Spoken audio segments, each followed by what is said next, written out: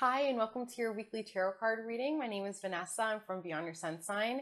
This is your weekly pick a card for October 13th to October 20th. And if you're here on the 20th, comment happy birthday because it's my birthday. All right, all you have to do is choose a card between 1 and 3. 1, 2, or 3. Okay, if you chose card number 1, this card came out really quick. It's an overbearing energy, and it's a feminine energy, Leo, Aries, or Sagittarius. So female fire, not to say that they're negative, it's just overbearing. It's kind of like a sunflower. If you see a sunflower in a field of flowers, the sunflower is probably going to stand out the most because it's so beautiful and big and yellow and magnetic, and it's just so it really represents that optimism and that positivity. When I think about a positive flower, that's a sunflower. So this is the feminine energy, Leo, Aries, Sagittarius, fire, where they're so big and large and in charge, and that's actually causing a little bit of confusion for you, especially emotional confusion.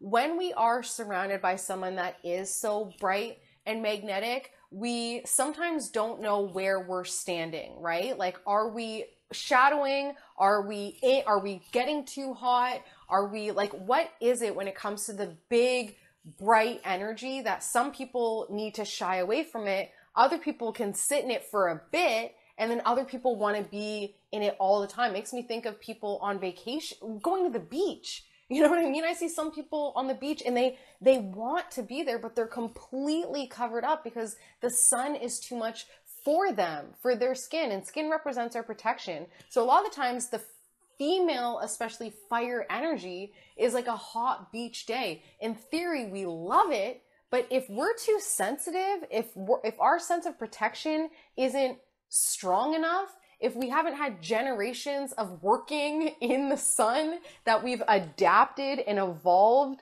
to be able to feel warmth through I can sit in the sun for a day and not burn, knock on wood, and not burn, not have to wear sunblock. I can just absorb all of that energy into me. Whereas, like I said, other people around me, they can't be in that. And personally, I love Leos. I love Leo for sure, especially female Leos. Like, they are the brightest sun in the sky, in my opinion. So it does cause some emotional confusion because we don't know where we're at on the beach. You know what I mean? We don't know where we're at. Are we actually absorbing your sunlight? Are we developing a skin cancer because we're absorbing it and it seems okay now, but really deep down it's kind of not good for us because we're not really protected? We just think that we are. Are we getting burned up and peeling our protection by being around this female fire energy? Right? Like, who are we on the beach? When you think about this female fire sign, envision them as the sun. It is perfect weather on the beach. It is hot. There's not a cloud in the sky. Who are you on the beach? Who are you?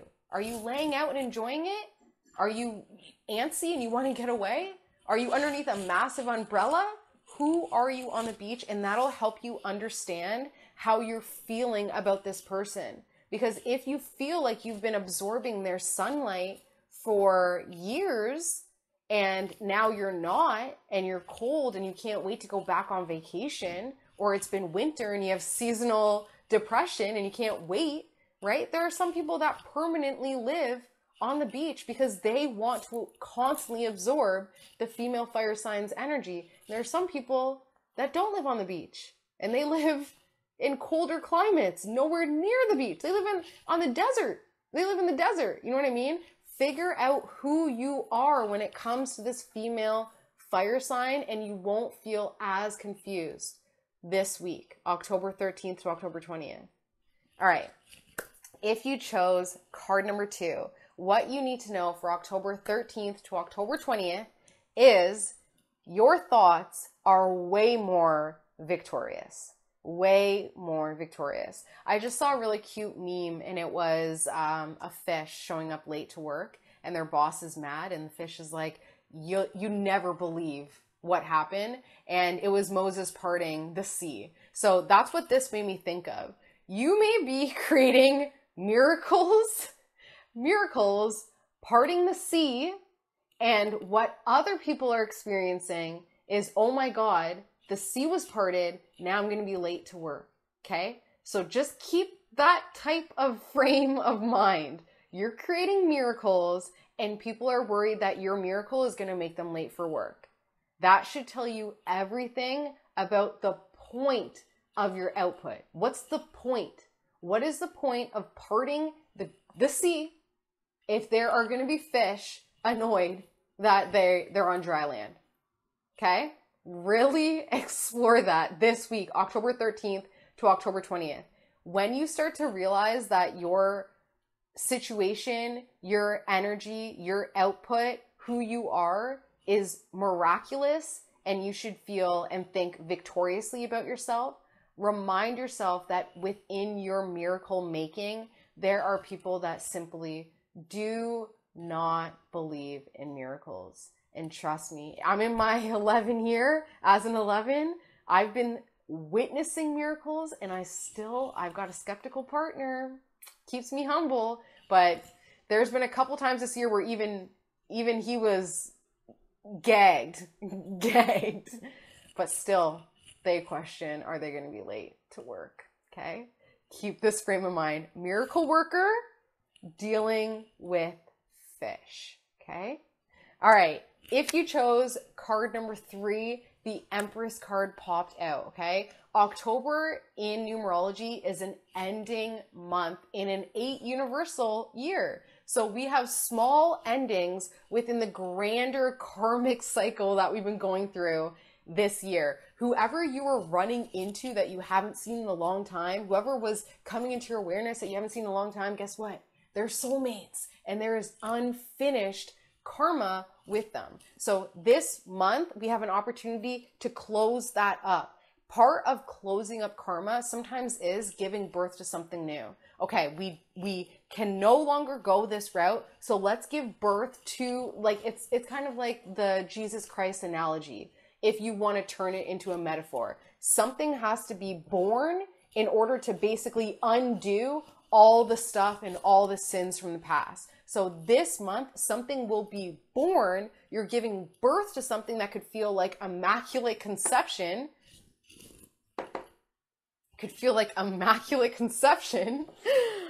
I gave birth to this. I gave birth to this opportunity. My cards were falling apart. I gave birth, manifested in this beautiful new deck that has been speaking to me, speaking words, and now it's speaking to you. Give birth to something this month in order to end a karmic cycle. And oh, that's what it is. This is my first month. This company reached out to me and asked me to use their deck. And I'm like, of course, it's beautiful. And I recently was no longer on numerologist.com. I stopped doing those readings because I wasn't getting paid to do it. I didn't have the capacity, straight up. So I asked, why not? I shot the shot. Do you mind paying me to use the deck? I'll use it regardless, but do you mind paying me? And they said, yes. So see how this month I ended the karmic cycle of working for free because I have poverty vows that I ascribed to in a past life. I'm ending that karmic cycle of doing extra work for free when I don't have the capacity of it, and only searching for equitable exchanges of energy. And that's exactly what I created in the 8 universal year of money and abundance and karmic cycles, and the 9 personal month of completion and closure.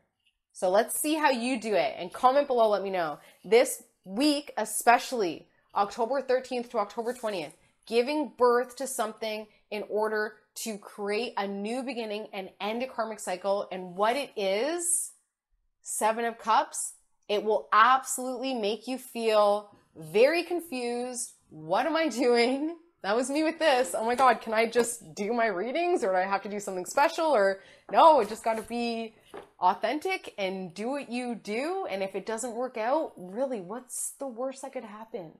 It's really only just the emotion of shame that would ever block you from giving birth to something. So for example, to bring it back to the Jesus Christ analogy, I'm pretty sure Jesus's mom got a lot of shame because it was immaculate conception. Really, lady? An immaculate conception? Sure about that? Imagine in this day and age if someone came on TikTok saying that they had an immaculate conception and that they're still a virgin, but they're pregnant. Well, yeah. So this month and this week especially, give birth with the shame. Give birth with the fear of the persecution, with the fear of the shame and the belittling and the dehumanizing. Give birth with that, because with this new beginning, you give birth, right? Like that's what we're saying. The amount of darkness you're able to overcome is directly proportionate to the amount of light that you're able to put out there. So the more shame surrounding what you're giving birth to, I believe, and I can absolutely believe that other people believe it as well, that it is actually going to create a bigger impact in a positive way. All right. As always, if you would like a personalized reading, you know where to reach me. You can find me at the links below, and I hope you have an amazing week. And don't forget to wish me happy birthday. Bye.